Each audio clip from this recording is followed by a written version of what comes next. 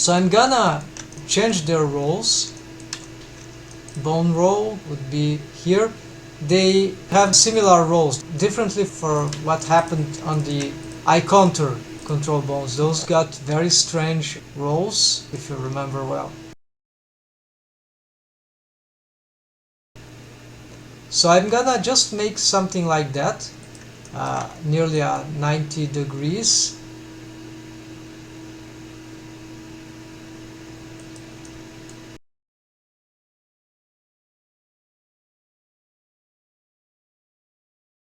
I do not really need to align these bones on edit mode with the eyelid, since this is already achieved automatically from this shrink wrap bone constraint.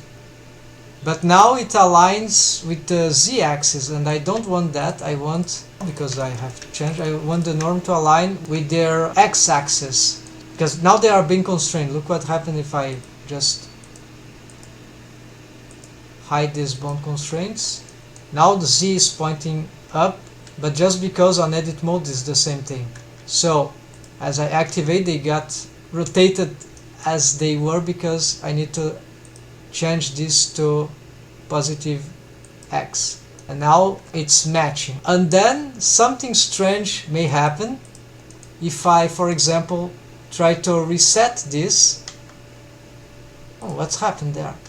And this is happening because it's not so much the updates that I've made from edit mode, I guess, that are changing this, but the fact that I have made this update as I had developed the shrink wrap bone constraint. So we are not supposed to adapt to re-update those things unless we want this kind of distortion, visual distortion. It's still working, but I don't think it's very interesting. So what we need to do to solve this, we hide these bone constraints, then let's reset positions just in case, and now we reset this, and then we re-enable the shrink wrap bone constraint. We'll start with the top eyelash, and this bone already got a transformation bone constraint, and it is targeting that one, eyelid bone for the inner side. I want to make space here on this lower eye region so that I'll have a better notion of character design, the minimum value that I want this bone to be in relation to its own z-axis. So its rest position is here, but somewhere below it, maybe a minimum value might be here. Yeah, I don't think I will want to pose it anywhere like here. So somewhere like here would be good enough. Then we check for this item tab on the sidebar region, and then this is pinned. This panel is also pinned, but it stays below. Then I have a value here that is about negative 0.26. So I want that value to map already. Let's get to the transformation bone constraint. Map to, no, so map from. The minimum z will be that. And then let's start to get the maximum z, and this bone, in my experience for this kind of rig, doesn't need to go too high usually. This is already an exaggeration. Let this be its maximum value, something around positive 0.32. So let's go back here and okay. Then map to, now we can start to play a little with this, because now we will see what happens in real time. So currently the eyelash deformed bone is strictly following its respective eyelash bone because of the copy location, but the transform was already created with mix add, so we don't touch that. It's correct, it's what we want, and its own z-axis for all the eyelash deformed bones are pointing upwards, so that is the positive z, so it's more or less equivalent to what we had for those bones, of course, from this point of view, the edit mode. It's z-axis here, although it is pointing there. What matters really is that orientation, the root orientation on edit mode. Now let's start with the minimum. So as I pose it downwards, I want its deformed bone, its eyelash deformed bone, to go lower. Maybe -1, it's already good, because this is a very tiny mesh here that it is controlling, so it doesn't need to go down a lot. Also because the eyelash on the rest position already starts bending downwards, so it's really not that important that I have a too much big minimum value here, but then as it goes up, it could be relevant that I augment this just a little. So yes, this is already working. Let's now map the middle top eyelid control bone, which has the bigger influence over all the shape of the flow of the top eyelash, so it's a very important bone to be posing all the time in order to make the results. Its minimum position maybe could be somewhere like here. Yeah, why not? This is kind of cool. So let's see what its z value. -0.44. Okay. Actually, let me copy that this way. Then let's go to its. It doesn't have a transformation bone constraint yet, and it is not a good idea to have it copied from this one, because then it will also copy the copy location, and we'll have to retarget this and this. So this is one case in which I really want to make it manually. So okay, this is created. Unless I had too many settings to do here, it's not the case. Let's find a, yes, I have the value. The minimum z would be that, and the maximum value, this can be, let's see, something like 3.5. okay, let's take this one, 3.50 or 3.5. okay, then map 2. Kinda stuck, so let's reset this position. Now this will get interesting. So the minimum, it's a z to z, right?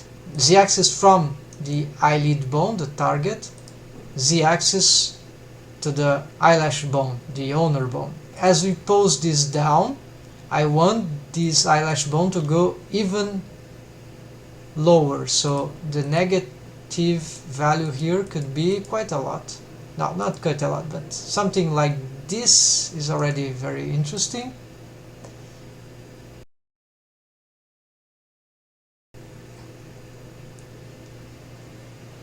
But of course I need to make some compensation here,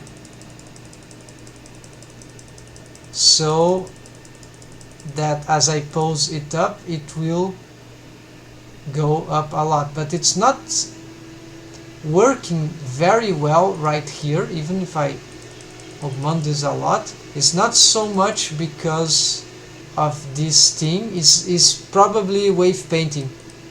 There is too little influence on this portion of the mesh from this eyelash bone. So let's fix this. Let's go on this on edit mode to pick the selection for our eyelash wave painting protection. I don't know what's happening here. Oh, of course, this is not exactly the vertex group for it. It's here. So you see barely no waves here. So let's augment this. And actually, let me paint this very solidly. And then let's give a bit more influence there, then I can start blurring that. and that too, why not? Let's give some, I think that was an exaggeration. Something like that is better. So let's see now if this got any improvement. Well, now this can be because that bone, however, is itself getting too much waves here, so let's reduce that.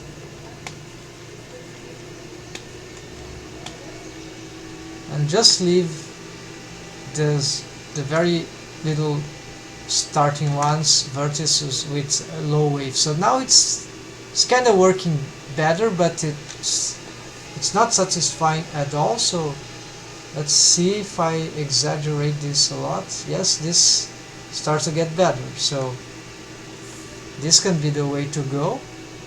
Yes, I'm liking this much more. Let's see if I... Okay, and this one is not ready, so will not touch it, work with this a lot. And this now we could address the mesh, right? So let's make some changes here and see if we can have some sort of improvement by changing the actual mesh. So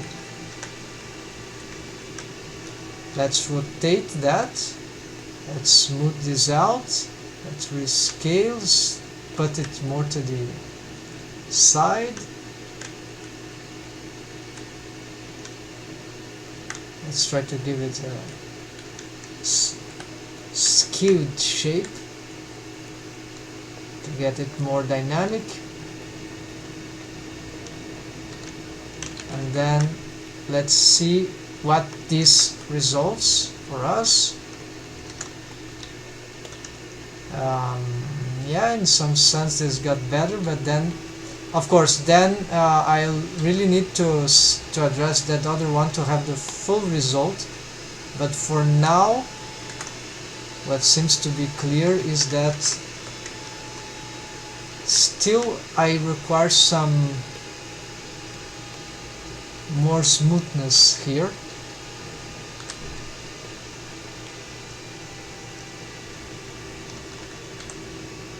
And perhaps here as well.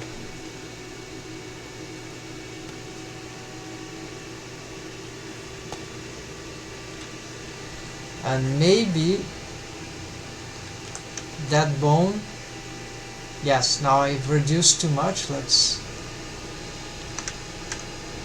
get here and let's use again maximum waves and then smear towards this, yes, something like that. Alright, this is looking better, and this is not a good idea, so let's do the inverse. Get this one. Is that any good? I'm not sure what's happening here. Okay.